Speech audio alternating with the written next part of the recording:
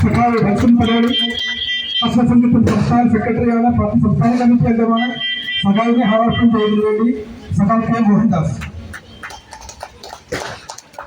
നാടിയുടെ അംഗം സഖാവ് അനുശ്രീ SFIയുടെ നേതാവാണ്. ഹാർപ്പം ചെയ്യുന്നതിന് വേണ്ടി മഹിളാ അസോസിയേഷന്റെ ഏരിയ പ്രസിഡന്റ് വീട്ടിനെ ക്ഷണിക്കുന്നു.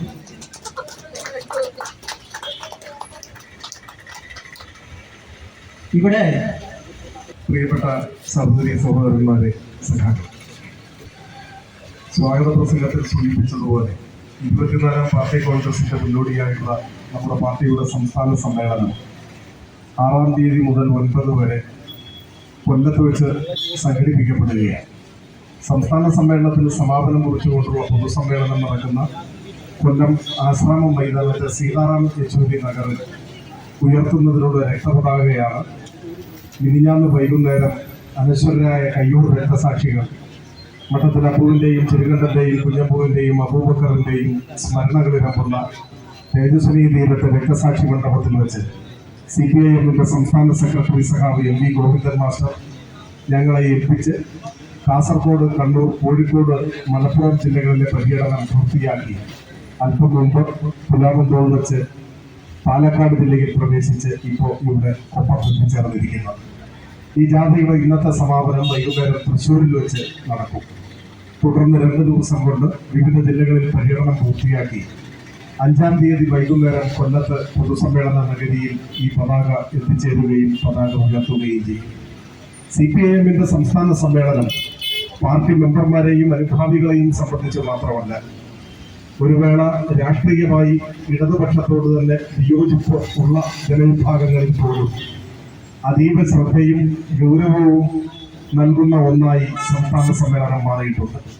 കേരളത്തിലെ ഗണ്യമായ വിഭാഗം ജനങ്ങൾ ഏറെ പ്രതീക്ഷയോടെയാണ് CPIM സംസ്ഥാന സമ്മേളനത്തെ നോക്കിക്കാണുന്നത്. ഇത്തവണ സമ്മേളനത്തിൽ പാർട്ടി സംഘടനാ കാര്യങ്ങൾ മാത്രമല്ല, പ്രധാനപ്പെട്ട മറ്റൊരു രേഖ കൂടി ചർച്ചയ്ക്ക് വിധേയമാക്കുകയാണ്. ഇതിനോടകം തന്നെ മാധ്യമങ്ങളിലൂടെ അതെല്ലാം നമ്മുടെ നാട്ടിൽ ചർച്ച ചെയ്യപ്പെട്ടിട്ടുണ്ടാവും. നവകേരളത്തിന്റെ രൂപരേഖയാണ് CPIM സംസ്ഥാന സമ്മേളനത്തിന്റെ വേദിയിൽ ചർച്ചയ്ക്ക് വിധേയമാകുന്ന ഒരു രേഖ. കഴിഞ്ഞ 8-9 കൊല്ലമായി കേരളത്തിന്റെ ചരിത്രത്തിൽ വികസന പ്രവർത്തനങ്ങളുടെ കാര്യത്തിൽ സമഗ്രവും സർവതല സ്പർശിയുമായ വികസനം വലിയൊരു കുതിച്ചുചാട്ടമുണ്ടായ കാലമാണ്. വൻകിട പദ്ധതികളും ഏറ്റവും സാധാരണക്കാരായ ജനങ്ങളുടെ ജീവിതത്തിൽ അനുഭവേദ്യമാകുന്ന ക്ഷേമ പ്രവർത്തനങ്ങളുമെല്ലാം ഒരേപോലെ ഏറ്റെടുക്കാൻ കഴിഞ്ഞ ഗവൺമെന്റാണ് കേരളത്തിലെ ഇടതുപക്ഷ ജനാധിപത്യ മുന്നണിയുടെ ഗവൺമെന്റ്. ആ പ്രവർത്തനങ്ങളുടെ നേട്ടം അനുഭവിക്കുന്നവരാണ് കേരളത്തിലെ ജനങ്ങൾ. നവകേരളം എന്ന ലക്ഷ്യം വെച്ചുകൊണ്ടാണ് സർക്കാർ മുൻപോട്ട് പോയത്. ആ പ്രവർത്തനങ്ങളുടെ എല്ലാം ഭാഗമായി ഈ ഗവൺമെന്റിന് അടുത്ത വർഷം സ്വാഭാവികമായും ഒരു തുടർച്ചയുണ്ടാവും എന്ന് കേരളത്തിലെ എല്ലാ വിഭാഗം ആളുകളും പ്രതീക്ഷിക്കുന്ന ഒരു ഘട്ടമാണ് ഇന്ന് കേരളത്തിലുള്ളത്. അങ്ങനെ വീണ്ടും ഇടതുപക്ഷ ജനാധിപത്യ മുന്നണി ഗവൺമെന്റിന് തുടർച്ചയുണ്ടാവുമ്പോൾ നവകേരളം എന്ന ലക്ഷ്യത്തെ കൂടുതൽ മെച്ചപ്പെട്ട നിലയിൽ അർത്ഥപൂർണമായി യാഥാർത്ഥ്യമാക്കാൻ, ആ ഗവൺമെന്റിന് ദിശാബോധം പകരാൻ ഒക്കെ നവകേരളത്തിന്റെ രൂപരേഖ സഹായകമായി മാറും. ആ അർത്ഥത്തിൽ ആധുനിക കേരളം രൂപീകരിക്കുന്നതിന് സഹായകരമായ സുപ്രധാനമായ ഒരു രേഖയുടെ ചർച്ചയ്ക്ക് കൂടി കേരള സംസ്ഥാന സമ്മേളനം വേദിയാവുകയാണ്. നിശ്ചയിക്കപ്പെട്ടതിൽ നിന്ന് ഒരല്പം വൈകിയാണ് നമ്മുടെ ജാഥ ഒപ്പം എത്തിച്ചേർന്നിട്ടുള്ളത്. മറ്റു കൂടുതൽ കാര്യങ്ങളിലേക്കൊന്നും ഞാൻ കടന്നു പോകുന്നില്ല. നമ്മുടെ നാട്ടിലെ സാധാരണക്കാരന്റെ പ്രതീക്ഷയാണ് ഈ മഹാപ്രസ്ഥാനം, ഈ രക്തപതാക.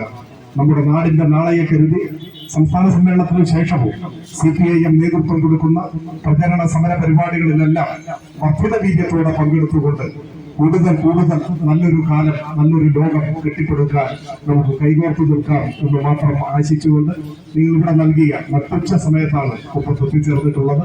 പക്ഷേ ഈ തിളയ്ക്കുന്ന വേനൽ ചൂടിനെയെല്ലാം ജ്വലിക്കുന്ന സമരാവേശം കൊണ്ട് കീഴ്പ്പെടുത്തിയ പ്രിയപ്പെട്ട ഒപ്പത്തെ എല്ലാ സഖാക്കൾക്കും സഹോദരീ സഹോദരങ്ങൾക്കും ജാഥ മാനേജർ വത്സൻ പരോളിയുടെയും ജാഥ അംഗ മൻസൂറിയുടെയും എല്ലാം പേരിൽ ഞാൻ തന്നെ നന്ദി രേഖപ്പെടുത്തുന്നു. വീട്ടിൽ കാണാം. അഭിവാദം.